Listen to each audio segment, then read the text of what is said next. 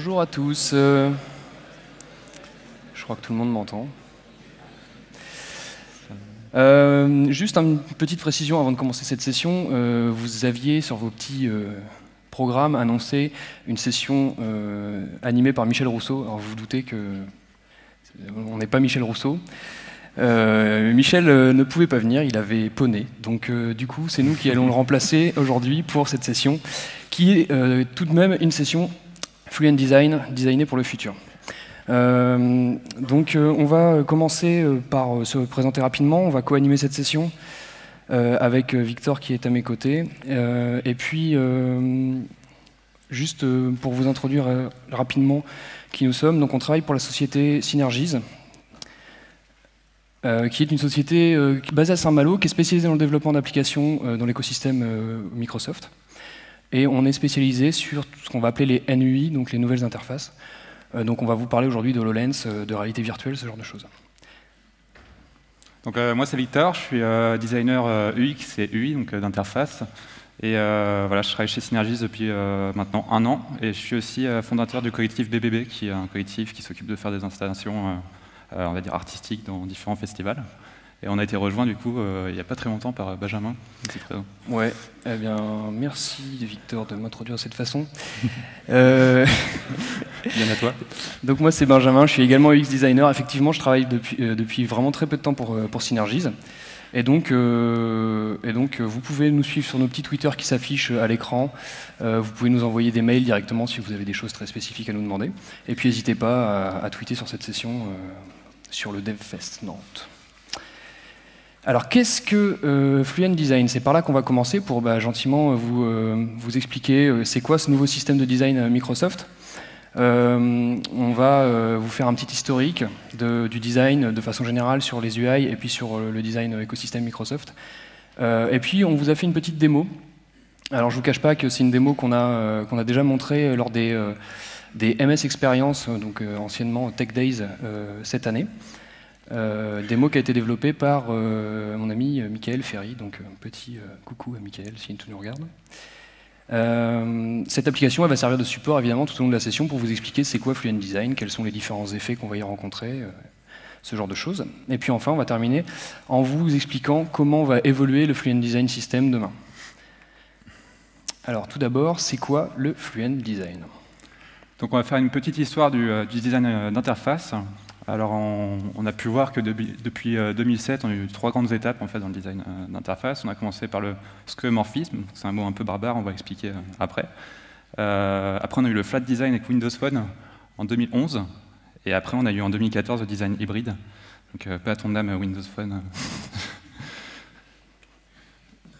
Donc, pour montrer des exemples, du coup. Voilà, on a ces 3 étapes dans le design d'interface, en particulier sur portable. On avait iOS 6 en skeuomorphisme. Donc en fait, le skeuomorphisme, le but, c'était de se rapprocher d'objets usuels, d'objets qu'on avait du coup autour de nous dans la vie, et s'inspirer de ces objets du coup pour suggérer des interactions. Donc on avait des boutons qui ressemblaient vraiment à des boutons avec des effets de lumière, etc. Et du coup, voilà, ça a aidé l'utilisateur à appréhender ces nouvelles interfaces, à être, on va dire, voilà, montrer comment on peut venir appuyer sur un bouton assez facilement.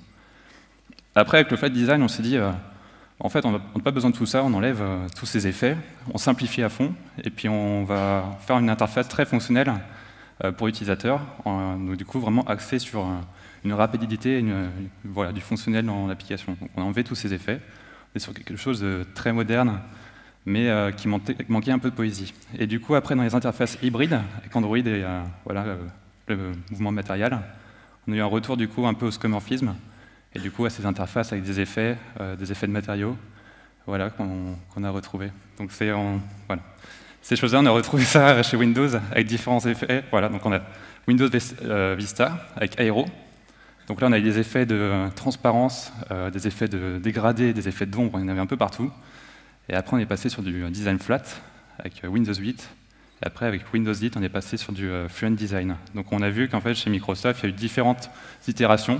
Et là, aujourd'hui, on arrive à quelque chose qui va être, je l'espère, assez stable, assez constant en fait, dans toutes les interfaces avec le Fluent Design.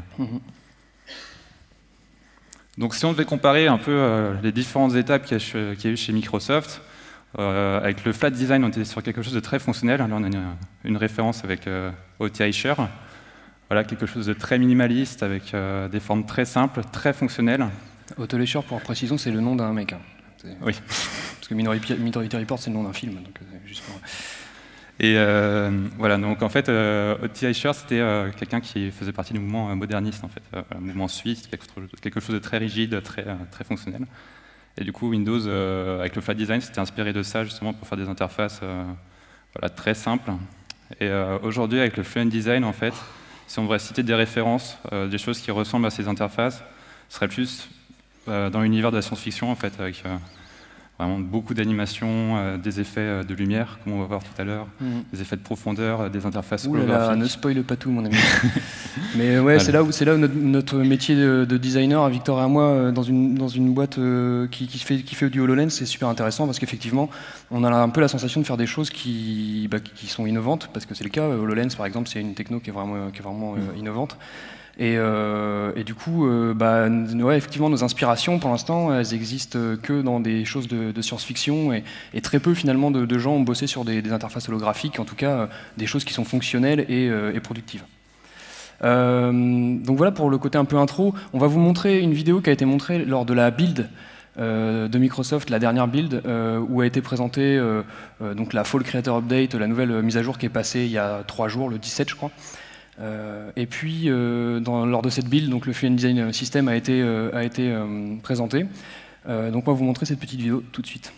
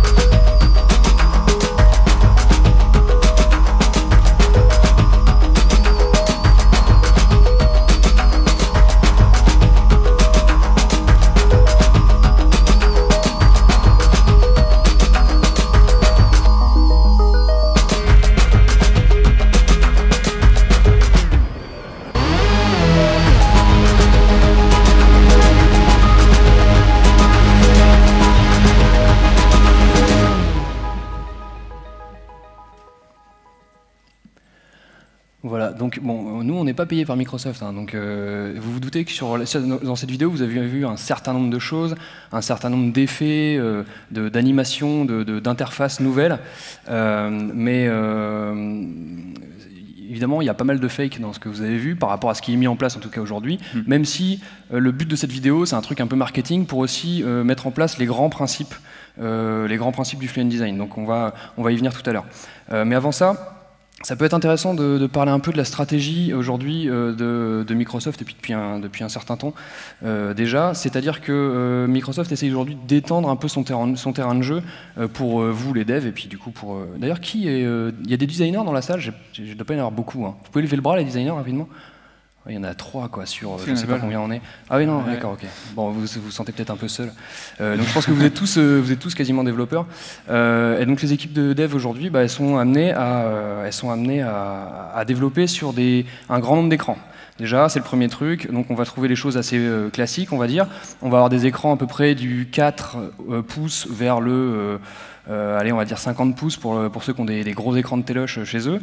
Donc on va trouver du bracelet connecté, du smartphone, de la tablette, du laptop, des trucs classiques. Et puis, évidemment, si vous avez un centre multimédia type Xbox, vous avez possibilité d'avoir des interfaces Microsoft dans votre salon.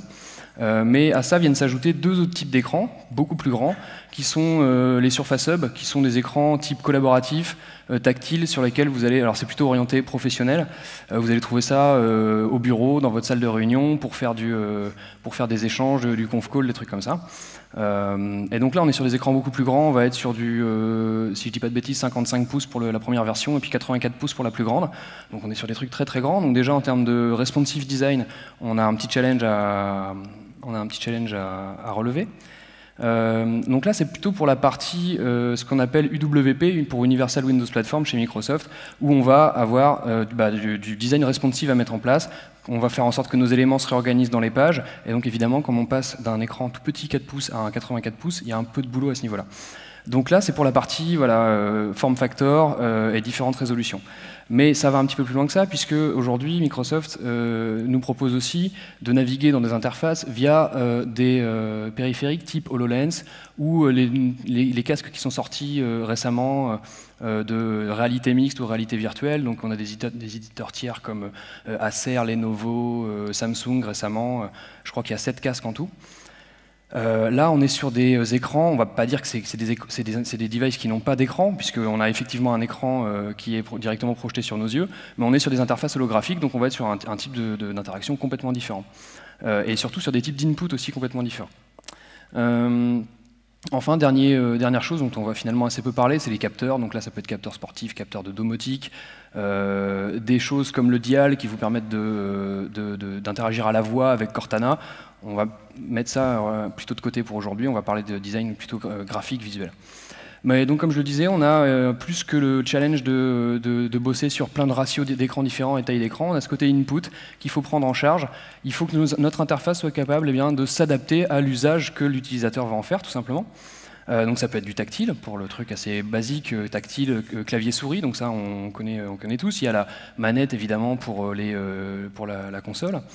On va être sur des choses de type, comme je le disais, input vocal, sur finalement tous les devices Microsoft aujourd'hui. Du stylet aussi. Par exemple, là, vous voyez que j'ai un sur Facebook avec mon petit stylet à côté. Alors, les devs, vous en servez clairement pas de ce truc-là, mais si vous avez un travail qui vous amène à faire de la créa, ça peut être des choses intéressantes comme input. Et puis sur les casques, les headsets VR et MR, donc une réalité mixte, on va être sur des contrôleurs spécifiques qui vont vous permettre d'interagir de façon un petit peu plus poussée qu'avec les gestures de base de HoloLens. Donc voilà pour les types d'input. Il y a une chose très importante dont je n'ai pas encore parlé, c'est aussi ce qu'on appelle le gaze, donc la navigation par le regard. C'est-à-dire que quand vous allez chausser un HoloLens, eh bien, vous allez avoir votre curseur qui va suivre votre regard, ou plutôt les mouvements de votre tête, et qui va être placé au centre tout le temps de votre regard. Et c'est avec ça que vous allez interagir. Donc c'est ce curseur qui va vous permettre de vous balader dans une interface. Donc voilà pour le contexte un peu de ces nouvelles interfaces. Oui, bon, il y a le côté capteur, on a dit qu'on n'en parlait pas trop, c'est pas très grave. Donc pour vous mettre un petit peu le pied à l'étrier sur les nouvelles interfaces dont je parle, ça c'est un petit boulot assez sympa qui a été développé par une équipe Microsoft pour la sortie de Fluent Design et pour la sortie des casques HoloLens. C'est tout simplement une station météo, enfin une application météo, sauf qu'au lieu de vous proposer une interface toute bête comme on l'a tout le temps avec il y a un soleil, il fait beau, c'est super, il y a un nuage, il va pleuvoir, on est en Bretagne. Bon. Voilà, vous avez carrément un univers qui est posé en 3D qui est un peu plus immersif et qui vous permet de prendre votre station météo et puis de la poser sur le bord de la table. Alors évidemment, c'est un scénario un petit peu personne ne va acheter un HoloLens à 2000 balles pour juste regarder la météo sur le bord de la table, on est d'accord, mais ça vous permet de voir un peu ce qu'on peut faire en termes d'interface. Donc on a cet univers 3D, et puis par-dessus cet univers 3D, on est venu mapper une interface flat, assez classique, flat quoique, parce que vous allez voir qu'on a des petits effets qui vous permettent d'amener de la profondeur dans cette interface. Fluent Design, c'est donc basé sur 5 grands pans, 5 piliers, qui sont le light, le depth, le motion, le material et le scale. Ces 5 grands pans, on va vous les expliquer dans le détail. Vous avez pu les voir dans la vidéo, sur des choses assez rapides. Ce qui est important de dire d'abord, c'est que Microsoft, plutôt que de vous fournir de façon frontale l'entièreté des guidelines de ce nouveau système de design, et donc de peut-être faire baliser un peu les équipes de dev qui du jour au lendemain se retrouvent avec 70 pages de trucs à lire et à implémenter dans les applications, même s'il n'y a aucune obligation, évidemment. Microsoft va fonctionner sur un système de vagues. Donc en gros, Wave 1, Wave 2 jusqu'à Wave N, on ne sait pas jusqu'où ça va aller. Vague 1, aujourd'hui on en est à la vague 1, donc première étape de livrable. Et dans cette vague 1, on va trouver déjà un certain nombre de choses assez concrètes qu'on peut mettre en place pour amener du Fluent Design dans les applications. Par exemple, sur l'aspect light, on va trouver ce qu'on appelle le reveal highlight. Donc tous ces points, on va y revenir tout à l'heure. Le depth, on va trouver ce qu'on appelle de perspective parallaxe. Donc parallaxe, je pense que ça parle à tout le monde. Au niveau motion, donc animation, transition, on va trouver ce qu'on appelle des connected animation. Côté matériel, on va trouver de l'acrylique matériel. Donc là, vous allez, pour ceux qui font déjà du Android et du iOS, vous marrez un peu parce que c'est du blur, en fait, tout simplement. Mais ce qui n'existait pas vraiment jusque-là dans les interfaces flat de Windows 8, Windows 10. Et puis côté scale, on va trouver ce qu'on appelle les conscious control, qui est peut-être le truc qui a été, je pense, le moins bien communiqué. Donc on va revenir un peu dessus aussi. Donc on a créé une petite application sympa. Une application avec Fluent Design. Alors, si je la... Faut la lancer. Hein. Ok. Tout simplement parce que parce qu'on a un splash screen de toute beauté. Hop, tu peux la passer, ouais. Voilà. Web. Alors, hop, super. Alors c'est une application qu'on a fait vraiment pour la démo, pour montrer les grands principes en fait du Fluent Design. Et c'est une application qui parle des clichés dans le cinéma. Donc on peut voir différents personnages et puis avoir du coup une petite bio, Frodon Sake, Hobbit fragile, différentes descriptions. Donc on va trouver le héros, le mentor, le sidekick rigolo et le vilain, qui sont vraiment les grands archétypes de personnages qui reviennent tout le temps dans les films. Voilà, et puis une liste de films. Donc vous pouvez voir que Victor navigue sur l'application et vous pouvez voir déjà certains effets dont on a parlé tout à l'heure. On va revenir dessus. Mais... Ok, on va revenir sur... Ok, donc la démo. Le Reveal Highlight. C'est moi qui en parle du Reveal Highlight ? Oui. Merci. Alors, donc, le Reveal Highlight, en fait, donc ça se passe dans la catégorie Light. Toute première catégorie. En fait, l'idée, tout simplement, c'est que là où avant on avait des interfaces complètement flat avec ce qu'on appelle le Metro ou le Modern Design Language, ça a changé de nom en cours de route, je ne sais pas trop pourquoi. Voilà, le Metro, c'était tout flat, c'était inspiré des interfaces justement qu'on voyait dans le métro, quelque chose de très fonctionnel. C'était bien parce que ça permettait à Microsoft, qui était super à la bourre au niveau application à l'époque, de donner des guidelines assez simples à mettre en place aux équipes de développement pour essayer de faire en sorte qu'il y ait un max d'applications sur son store assez vite pour rattraper le retard. Donc c'était un peu ça l'idée. Du coup, le Reveal Highlight, c'est quelque chose qui n'existait pas jusque-là, c'est-à-dire que c'est un effet de lumière qui va vous permettre de mettre en lumière, justement, mettre en avant, les éléments interactifs que vous allez trouver dans votre interface. C'est-à-dire que si je me balade, comme vous l'a montré Victor peut-être rapidement tout à l'heure sur l'application, si je balade mon curseur, quand je vais rencontrer un élément interactif, il va y avoir une mise en lumière, il va y avoir une surbrillance de mon bouton. Donc par exemple, si tu vas sur une grid, Victor, voilà, donc là peut-être en bas, voilà, en se baladant. Voilà. Alors, je ne sais pas si on voit très bien au niveau du contraste. Non, bien. Bon, on n'a pas forcément un contraste de foufou, mais vous voyez qu'il y a un petit effet sur les borders. Ça se met en lumière comme ça. Et donc non seulement ça vous permet de voir l'objet interactif. Avec les boutons, peut-être qu'on voit un peu mieux. Ouais, sur les bords des boutons. Ouais, c'est léger, mais en même temps c'est fait pour. Hein. Si c'était trop forcé, ce serait un peu moche. Donc en tout cas, l'idée du Reveal Highlight, c'est bien de vous montrer les éléments interactifs dans la page, là où à l'époque de Metro, des fois vous aviez des boutons qui étaient uniquement textuels, et donc il y a plein de gens qui disaient bah ouais, mais vous êtes gentil avec vos boutons où c'est juste en fait un texte, mais moi je sais pas, je peux cliquer dessus, et donc du coup les gens passaient à côté de certains éléments de navigation qui étaient plutôt importants. Donc l'idée aussi, c'est d'apporter un élément physique à une interface, là où justement quand vous avez des HoloLens sur la tête, votre interface elle va venir se mapper sur le décor, et donc c'est intéressant d'amener des effets physiques, type voilà, tout simplement de la lumière sur vos boutons pour leur donner un peu corps et que les choses paraissent un peu plus palpables, donc ça va amener de l'intuitivité aussi. Donc voilà pour cet effet de lumière. Comment ça fonctionne un effet de lumière un peu plus concrètement? Alors je suis désolé, vous l'avez deviné, on est deux designers, on ne va pas mettre de code dans cette session. Si vous êtes venu pour voir du code, c'est raté. En fait, ça se compose sous forme de strates, donc de calque en fait, on peut dire.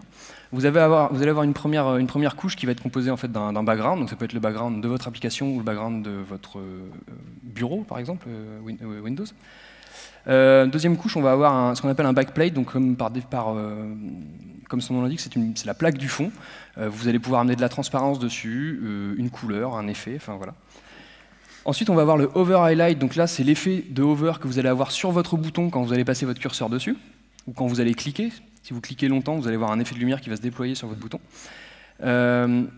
Ensuite, on va avoir le content. Donc là, en fait, c'est une plaque dans laquelle, un calque dans lequel vous pouvez mettre du texte. Vous pouvez mettre une icône, vous pouvez mettre à peu près ce que vous voulez, en fait.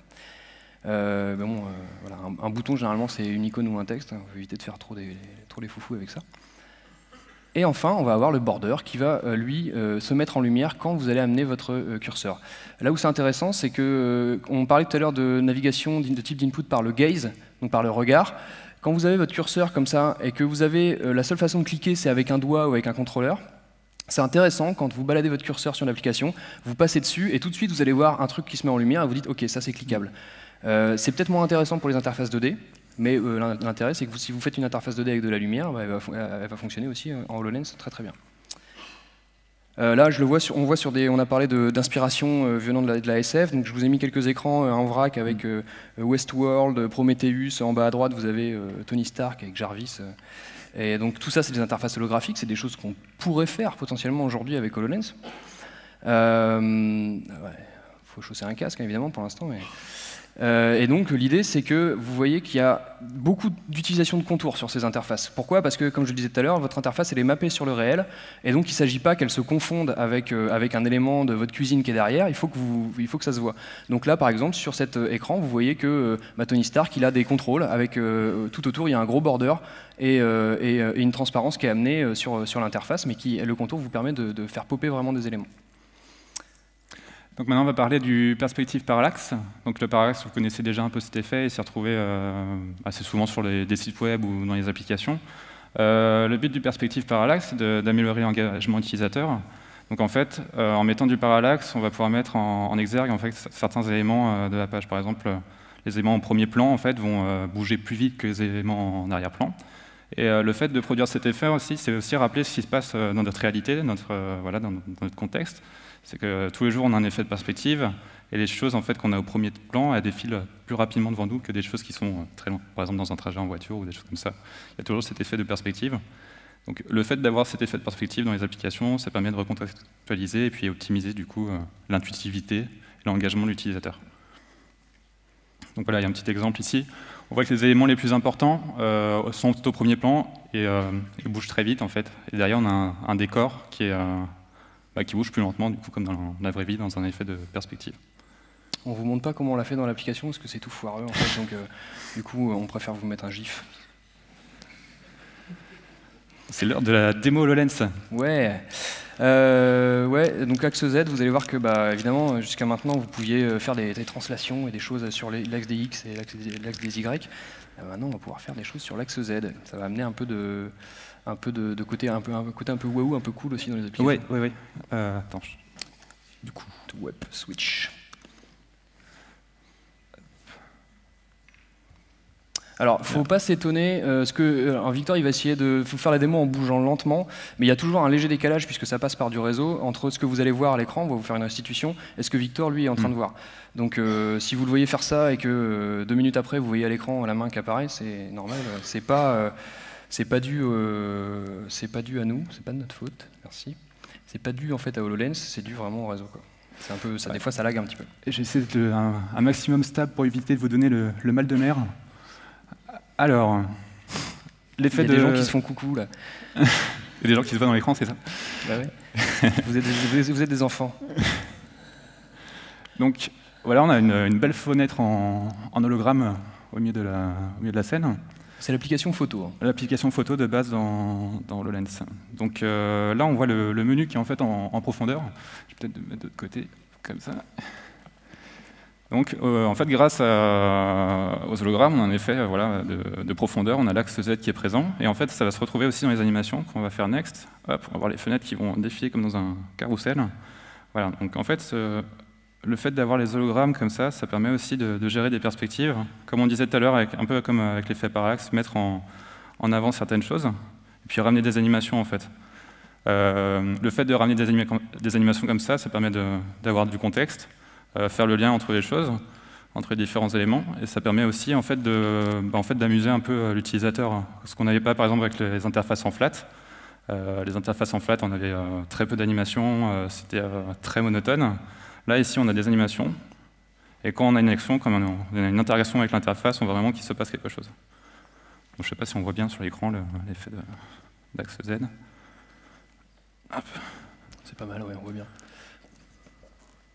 Voilà. Et on a oublié d'en parler, mais pareil pour le Reveal Highlight, on retrouve aussi ça dans l'interface de HoloLens, donc qui est sur le pointeur et qui permet de viser du coup les... Vous avez déjà utilisé les HoloLens rapidement à main levée? Est-ce qu'il y en a qui beaucoup ont utilisé les HoloLens ici? Ouais, quand même. Ouais. Donc vous voyez bien le principe, hein, c'est que le curseur, en fait, il suit vraiment votre regard. Donc c'est important d'avoir cet effet de lumière et de mise en surbrillance, parce que sinon, vous ne savez pas où vous pouvez cliquer, et ça peut être super perturbant. Hop. Yes. Voilà. Tu veux que je re-switch sur le slide? Ouais, je veux bien. Tac, tac, tac, tac. Oh, j'ai fait 3 fois le tour, c'est bien. Voilà. Ouais, en fait, ce qu'on voyait aussi dans HoloLens, c'est qu'on ramène un peu de skeuomorphisme. En fait, on vient un petit peu aux premières interfaces qu'on avait sur iOS ou sur macOS aussi avant. Voilà, on s'inspire du réel. C'est un peu plus évident là, vu qu'on est dans un univers 3D dans du réel. Et du coup, on a des boutons en fait, qui redeviennent comme des vrais boutons. On leur met une épaisseur. Quand on les survole, ils vont grossir, ce qui induit qu'on peut les cliquer et qu'on peut appuyer dessus. Donc en fait, on retrouve de l'affordance. Donc l'affordance, c'est le fait de suggérer des actions avec des objets. C'est son buzzword du moment aussi. Voilà. Donc c'est comme une poignée, par exemple, quand on voit une poignée, c'est affordant, on a envie d'appuyer dessus. Voilà. Donc on retrouve ça avec les boutons. Une clenche, comme on dit en Normandie. Une clenche. Okay. Alors, du coup, on va continuer tout simplement avec les piliers Motion, etc. Donc là, on passe sur Motion. Et donc dans Motion, donc le mouvement, Motion Design, etc., on va trouver le Connected Animation. Donc moi, c'est un truc que j'attendais depuis super longtemps, c'est qu'on puisse enfin facilement faire des animations dans nos applications. Parce que tout ce qu'on vous montre en fait dans Fluent Design, c'est des choses qui soit existaient déjà, mais c'était super chiant à implémenter, soit ça existait déjà, mais dans HoloLens, c'est pas forcément dans UWP, ou inversement. Enfin bon, voilà. Donc en gros, là, Fluent Design est en train de vraiment rassembler ces petits et de nous faire une espèce de guidelines un peu carré. Même si bon, c'est des travaux en cours, on va dire, pour l'instant. Connected Animation, c'est super intéressant parce que ça va vous permettre, dans votre application, de créer justement de la dynamique, parce que jusque-là, les interfaces flat, voilà, on passait d'une page à une autre dans une application métro, on avait un passement de page qui était sous forme de slide, ou alors avec un espèce d'effet de perspective, mais on passait vraiment d'une page à une autre, et on n'avait pas vraiment de lien entre ces deux pages. Là, le Connected Animation, comme son nom l'indique, c'est de connecter les pages entre elles, donc ça va venir créer vraiment du sens dans votre application, parce que ça va vous permettre de recontextualiser les choses sur lesquelles vous allez cliquer. Vous allez cliquer sur la petite vignette de Daniel Larousseau, vous allez suivre la translation vers son point de son point de départ à son point d'arrivée, et puis vous avez les éléments graphiques qui vont se charger dans la page pendant ce temps-là. Et l'application, évidemment, elle marche dans un sens, mais elle marche aussi dans l'autre. Donc si je fais un retour arrière, eh bien, vous avez votre vignette qui va se remettre à sa place d'origine et vous redonnez le contexte de la page. Voilà pour les Connected Animation. Ah, c'était toi qui devais faire ça? Oui, on est super bien préparé. Voilà, si je peux rajouter quelque chose, ça fait comme un fil d'Ariane en fait, ils appellent ça un fil d'Ariane vraiment visuel. Donc voilà, on suit le parcours utilisateur, on ne perd pas de vue en fait ce qu'on fait. Acrylique. Tu veux nous parler d'acrylique du coup, comme je t'ai chouré ta slide? Ah bah, je crois que tu vas mieux en parler moi. Okay. Je suis désolé Victor. Acrylique matériel, tout simplement, je vous disais tout à l'heure, c'est un effet de blur, hein, donc encore une fois, ça ne va pas révolutionner votre vie. Vous, utilisateurs de iOS et Android, vous connaissez déjà ça, il y en a partout dans vos interfaces. Il y en avait même dans Windows Vista, et ça a été complètement décrié à l'époque, et puis maintenant les gens ils adorent ça. C'est la vie. Mais l'idée, c'est que tout simplement, je ne sais pas pourquoi elle ne se lance pas mon anime. Bon, on s'en fout. Ouais, le GIF, ça lance pas. Ok, donc il faut faire play en fait, hein, c'est ça. L'idée, c'est que... Non, en faisant play, ça marche pas non plus. D'accord, c'est pas grave. Bon, on s'en fout. Alors l'idée, c'est que tout simplement, ça va vous donner l'impression que vous regardez à travers du verre texturé avec un flou, ou alors que ça va vous permettre de reproduire un effet de profondeur de champ. Ce qu'on appelle la profondeur de champ, c'est le principe optique de je fais le focus sur quelqu'un avec mon appareil photo et tout ce qu'il y a derrière va devenir flou. Le principe, c'est que de la même façon que dans un film ou une série ou un média vidéo, Quand un réalisateur a envie de vous faire vous concentrer sur un personnage en particulier, il va utiliser ce processus de mise au point, c'est-à-dire que là j'ai mon personnage de premier plan, donc pour ceux qui connaissent la série Stranger Things, vous aurez reconnu les personnages. Vous avez votre personnage de premier plan qui est net, votre personnage d'arrière-plan qui est flou, et si j'ai envie de vous faire vous concentrer sur le personnage d'arrière-plan, hop, je vais venir faire la mise au point sur mon petit personnage d'arrière-plan, et vous allez automatiquement, votre œil a l'habitude de se concentrer sur les choses nettes, personne n'a envie de passer son temps à regarder des choses floues, donc forcément, hop, l'attention va se focaliser là-dessus. L'effet de blur, l'effet d'acrylique matériel ou de frosted glass, comme on pouvait l'appeler dans la librairie composition avant, quand Fluent Design en était à l'état de projet, eh bien, ça sert vraiment à créer du focus sur du contenu au sein de votre application. Donc, comment on l'a mis en place, par exemple, dans notre petite app démo? Vous avez ici votre petit personnage de Ron Weasley. Ron Weasley, c'est la chose sur laquelle on a envie de se concentrer, mais on a envie de le placer aussi dans son contexte, qui est le film Harry Potter. Donc en fait, eh ben, tout simplement, on va utiliser la fiche Harry Potter qu'on va mettre en fond, on a créé un petit header comme ça, et on va la flouter. Et puis, du coup, tout simplement, votre œil va pas se focaliser sur ce contexte, même s'il va être présent à l'esprit, et il va aller se focaliser sur les informations nettes, en l'occurrence la photo, le nom du personnage, les tags qui lui sont consacrés, etc. Donc, du coup, comment ça va fonctionner dans HoloLens? Eh bien, tout simplement, vous allez avoir ce principe de acrylique matériel qui va vous permettre non seulement de garder le contexte, parce que vous allez avoir des fois des applications HoloLens qui sont dans des contextes qui peuvent être des contextes d'industrie, par exemple, des utilisations dans l'industrie, où vous allez peut-être avoir besoin de garder un œil sur ce qui se passe autour, pour éviter de vous prendre les câbles qui traînent et tout simplement voilà, être un petit peu au courant de ce qu'il y a autour de vous. Donc on va vous mettre votre UI sur un fond transparent avec cet effet de blur pour permettre en fait de garder un œil sur ce qui se passe autour tout en gardant votre esprit focalisé sur l'interface. Ouais, alors du coup on n'a pas réellement un effet de blur avec ces panneaux, en fait on a plus un effet d'opacité, mais en fait juste le fait d'avoir cette opacité, ça permet de nous de faire la mise au point dessus et créer naturellement en fait un flou vraiment de mise au point sur l'application. Donc l'application on voit net et puis le fond on le voit flou à travers l'acrylique. Mais on vous voit quand même public et c'est ça qui est chouette. Peut-être on peut montrer comment on l'a mis dans l'application. Ouais, parce qu'en fait, du coup, il y a deux façons de l'intégrer, cet acrylique matériel. Il y a la façon dont on vient de vous parler avec notre personnage et le header. Donc là, c'est de l'acrylique matériel qui est appliqué in-app sur une image qui est en fond. Mais on peut aussi très bien décider que on va appliquer cet effet sur ici. Alors là, vous avez les gentils concepteurs de cette application. Et voilà, là vous voyez que hop là on a appliqué l'effet de blur sur le background de l'appli et du coup ça vous permet de garder un œil sur par exemple le superbe wallpaper que vous avez mis sur votre desktop et du coup de garder le contexte en fait de le contexte de votre bureau toujours à l'écran. Donc ça peut être intéressant. Encore une fois, ça c'est l'utilisation aussi qu'on va en faire sur HoloLens pour garder le contexte réel derrière ce qui est en train de se passer. Hop. Alors je vais vous remettre le slide. Donc là toujours des petits exemples d'acrylique physique pour le coup, parce que c'est du vrai verre, texturé dans la SF, donc avec notre ami Tony Stark ou alors des petites choses qu'on peut retrouver dans Prometheus.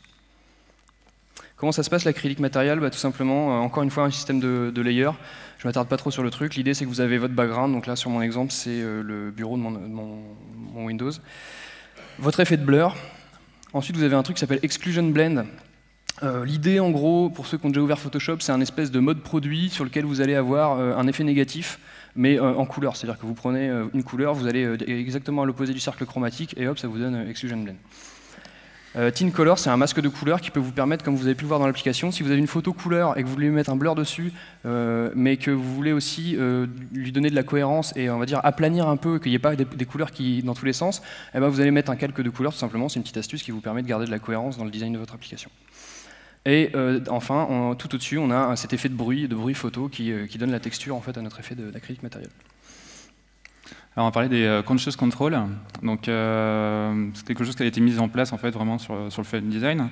Le but c'est d'anticiper en fait ce que va faire l'utilisateur et du coup faire en sorte que l'interface s'adapte à son utilisation. Là par exemple on a voilà, un exemple avec la scroll bar. Dès qu'on va s'approcher de la scroll bar avec la souris, en fait elle va grossir.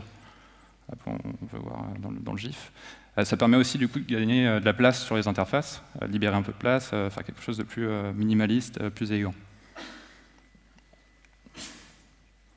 Alors, le conscious control, ça va aussi s'adapter à nos inputs. Par exemple, si on s'approche avec un stylet d'une barre de recherche dans Bing, par exemple, on va détecter que l'utilisateur a un stylet, et du coup, la barre de recherche va s'élargir et va suggérer qu'on peut écrire avec notre stylet dans cette barre. Pareil, si on s'approche avec notre souris, qu'on clique avec notre souris dans la barre de recherche, on va pouvoir écrire au clavier, ou si on est en tactile, on va avoir le clavier qui va s'afficher sur l'écran. Donc les conscious control, c'est vraiment anticiper et faciliter du coup la navigation dans les applications et puis voilà, suggérer comment utiliser un bouton ou voilà, une barre de navigation. Ouais, on contrôle de façon générale. Encore une fois, ça fait partie des premiers livrables, évidemment, il va y avoir d'autres contrôles qui vont arriver dans les temps à venir. Le petit moment alerte sapin de Noël, mon cher Victor. Oui, tout à fait. Ouais, parce qu'en fait, je sais pas si on voit bien la brillance magnifique de ce gif au niveau de la... Ouais, on le voit quand même assez bien. Je pense que les gens sont en train de saigner des yeux, là. Donc, ce qui se passe, c'est que, évidemment, vous êtes développeur, par exemple, tout seul. Vous n'avez pas de designer, vous n'avez pas d'équipe autour de vous, vous êtes freelance, on va dire. Et vous n'êtes pas bon en design. Donc avec Metro, c'était simple. Vous faisiez un gros système de tuiles avec des icônes dedans qu'on vous donnait en plus, vous n'aviez même pas besoin de les créer. Vous aviez une interface qui était certes relativement basique, très système, mais vous pouviez faire quelque chose de joli du moment que vous respectiez le côté layout, les marges, vous respectiez les grilles, etc. Là, on vous propose d'utiliser tous les effets dont on vient de vous parler. Donc on peut potentiellement imaginer une application dans laquelle vous allez mettre du blur, du gradient, pourquoi pas, des effets d'ombre portée, de la parallaxe. Ouais. Enfin, tout, vous pouvez tout mettre dans votre application, et là, vous avez un truc qui potentiellement peut être hideux, parce que vous pouvez trop en mettre, c'est un peu le risque, quoi. Voilà, c'est important de savoir que vous n'êtes pas seul, il y a des designers comme nous, déjà, qui peuvent vous aider à faire des belles applications, mais surtout, si vous n'avez pas de thunes,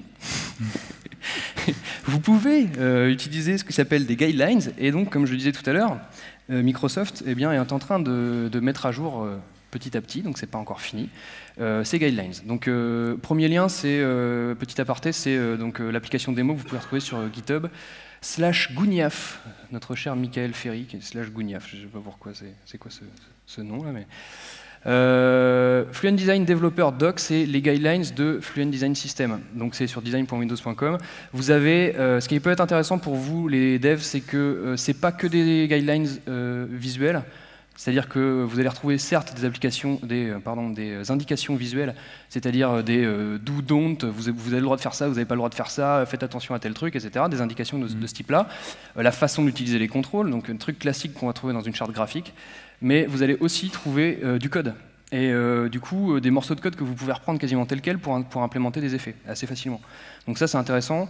Vous avez, côté HoloLens, le Mixed Reality Design Docs, qui, bon, Victor, il en parlera mieux que moi, mais en gros, c'est des bonnes pratiques comme ce dont il vient de vous parler pour utiliser les interactions. Ouais, pas mal de retours d'expérience aussi de designers de chez Microsoft qui commencent à designer pour ces applications d'hologramme. Donc c'est très intéressant si vous voulez faire un tour là-dessus. Évidemment, il y a des petits Twitter, Microsoft Design, Windows Dev, Windows UI. Microsoft Design, il est vraiment pas mal ce compte, parce qu'il y a certes du design dessus, mais ça parle aussi pas mal d'accessibilité, parce que Microsoft essaie de faire des gros efforts là-dessus. Faut savoir que le Fluent Design, c'est des effets qui sont pas du tout, en tout cas pour une grosse partie, pas du tout accessibles, mais vous avez la possibilité de créer un fallback, c'est-à-dire que si votre taux de contraste est activé maximal sur votre PC, bien vous allez avoir un fallback et donc vous allez pouvoir définir des options par défaut de si j'ai pas de blur, je vais avoir un fond vert par exemple. Je dis n'importe quoi. Mais également si votre PC n'est pas assez puissant, si vous êtes en économie d'énergie, etc. Tous ces effets-là peuvent venir se réduire, parce que bon, faut pas se leurrer, c'est quand même un peu gourmand. Voilà, un petit groupe LinkedIn qui peut être sympa également. Des petits outils sympas aussi, c'est le XAML Control Gallery, donc là ça concerne UWP. particulièrement, mais bon, on espère qu'à terme, ça va un peu fusionner ces choses-là avec le développement Unity et HoloLens. Vous avez des contrôles tout faits dedans que vous pouvez réutiliser. Il y a des contrôles, il y a des gestures, il y a plein de choses, des effets. Donc ça, c'est sur GitHub. Côté designer, pour les 4 designers de la salle, et les devs qui auraient envie d'ouvrir Photoshop et Illustrator, vous avez des choses aussi. Enfin, Microsoft arrive à faire des vrais partenariats avec Adobe, et pas que, parce qu'il y a Sketch. Donc sur la suite Adobe, Adobe XD, Photoshop, Illustrator, vous allez trouver des UI kits également pour Sketch. Les UI kits, c'est quoi? C'est des éléments graphiques qui sont prêts à l'usage. Vous avez même des petits contrôles que vous pouvez resizer comme vous voulez, qui sont un peu responsives et que vous pouvez mettre dans Adobe XD ou autre. C'est assez pratique pour construire des interfaces en quelques minutes. Voilà pour le côté ressources. Alors le fluent design demain, comme disait Benjamin tout à l'heure, en fait il y a plusieurs vagues qui vont arriver. Là on est à la première pour l'instant. On commence à entrevoir aussi les prochaines vagues.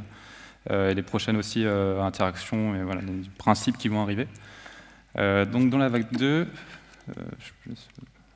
excuse-moi. Voilà, donc on va voir ces éléments-là qui vont arriver. On commence à voir certaines choses en partie avec HoloLens, par exemple le Z layering, donc ce qu'on disait tout à l'heure avec l'effet de perspective avec l'axe Z. On a le speech aussi très important, l'input qui est déjà présent en fait dans HoloLens. On peut venir parler directement avec l'interface, donc on a Cortana, on peut dire appuie sur ce bouton, ferme cette fenêtre, voilà. Donc ça on peut imaginer que ça arrive aussi sur Windows. Et puis le spatial sound, donc le son spatialisé dans la scène, donc ça on a ça dans HoloLens. Et ça permet aussi d'orienter en fait l'utilisateur, dire que là-bas il y a peut-être un bouton, donc avec son son suggérer qu'il y a un bouton qui est dans le coin. Et voilà, ça peut être super bien côté accessibilité aussi. Côté accessibilité, ouais. On peut imaginer ça même sur un écran 2D en fait. Ouais, complètement. Ouais. Conscious Header, t'en as pas parlé, il me semble. C'est en gros, ça fait partie des Conscious Control, comme son nom l'indique. L'idée, c'est un truc que vous voyez déjà vachement sur le web. En fait, c'est quand vous allez scroller, votre header va venir se réduire pour laisser plus de place au contenu. Encore une fois, c'est pas foufou, c'est des trucs que vous connaissez déjà, mais ils ont le mérite d'exister aujourd'hui dans les guidelines et d'être implémentables super facilement. Donc voilà pour la vague 2, on ne sait pas ce qu'il y aura après, c'est le mystère pour l'instant, mais ça va continuer comme ça. Voilà pour cette petite présentation du Fluent Design System. Est-ce que vous avez des questions? On a été super clair. Ah, une petite question là-bas. Ouais. Tu veux qu'on t'amène un micro ou tu veux crier? Vas-y. Ouais, on t'entend, ouais. Sur toutes vos présentations, vous mettez des thèmes dark. Des thèmes de, pardon? Dark, vraiment très foncés, ouais. Format, etc. Sauf que la plupart des sites web, ils sont plutôt hyper light. Ouais. Qu'est-ce que vous préconisez qu'on fasse beaucoup plus, qu'on entre beaucoup plus dans le dark, ou qu'on fasse un mix pour gérer justement le fluent, light, on ne peut pas le gérer sur du Donc d'accord, donc ta question c'est quoi la bonne pratique pour HoloLens? Est-ce qu'on met des effets des ambiances lumineuses ou des ambiances sombres? Je sais pas, ouais. tu peux répondre côté oui, bonne pratique. En fait pour HoloLens, ce qui marche plutôt bien, là ce qui marche bien, c'est un bon exemple, vu qu'ils ont fait l'interface les premiers, c'est Microsoft avec le menu, là ça marche très bien parce qu'on a l'effet de transparence, on a un fond plutôt sombre avec la lumière qui vient révéler du coup les éléments. Après, ça dépend aussi du sens qu'on veut donner à l'application, tout simplement. Les choix de couleurs, en fait, c'est de l'ergonomie, mais c'est aussi qu'est-ce qu'on va choisir en fonction du client, du site qu'on va faire. Donc, on n'est pas forcé, comme on disait tout à l'heure dans les bonnes pratiques, on n'est pas obligé de mettre tous les effets du Fluent Design, pas obligé de mettre de la lumière partout. On peut, par exemple, imaginer un fond plus clair, et puis voilà. Un truc aussi qu'il faut dire, c'est que sur les applications, en tout cas, on va dire les applications système, mais vous pouvez l'intégrer facilement, c'est que tu peux mettre un thème et permettre aux personnes de switcher entre light et dark, justement. Ça peut être intéressant. Et puis là, on est sur une application, sur notre démo, sur une application orientée cinéma. Tu regardes Netflix, tu regardes OCS, tu regardes tous ces trucs-là, les trucs de VOD et tout ça. C'est le thème qui ressort le plus, c'est le thème dark. Et on imagine aussi que ces applications-là, on en a assez peu parlé, on a beaucoup parlé d'HoloLens, mais on peut les utiliser en VR. Et je ne sais pas si vous avez eu l'occasion d'utiliser les casques VR, par exemple le Acer qui est sorti il y a, je sais pas, peut-être un an maintenant, peut-être un peu moins. mais on a un univers 3D dans lequel on arrive directement, l'interface d'accueil, et on peut prendre une application et l'épingler sur un mur. Et là, a priori, qu'elle soit sombre ou claire, peu importe, vu qu'on est vraiment dans de la VR. Je pense que ta question, elle est pertinente pour le côté HoloLens surtout. Ouais. Par exemple, là, on bossait sur une application où l'utilisateur utilisait beaucoup le mode holographique dans des endroits sombres. Donc là, on était vraiment sur une interface très claire. Ça dépend en fait vraiment des conditions, du contexte. Il faut s'adapter au contexte. Ouais. Est-ce qu'il y a d'autres questions? Non? Vous êtes en digestion? D'accord. Eh ben, on vous remercie du coup. Merci.